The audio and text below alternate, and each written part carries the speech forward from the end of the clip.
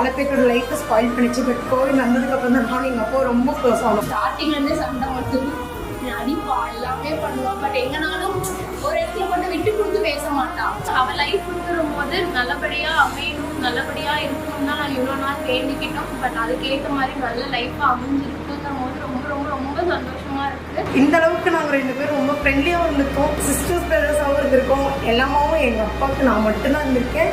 நான் மட்டும் தான் கடைசி வரைக்கும் இருப்பேன். கடைசி வரைக்கும் என்னன்னாலும் எங்கள் அப்பா விட்டு எந்த ஒரு செகண்ட் நகர்ந்துடக்கூடாதுன்னு இருந்தேன். பட் இந்த சுச்சுவேஷனில் நகர்ந்தும் இருக்கு. பட் எப்பவுமே மிஸ் பண்ண மாட்டேன்ப்பா. ரொம்ப ரொம்ப ரொம்ப உங்களை லவ் பண்ணிட்டேன். Love you.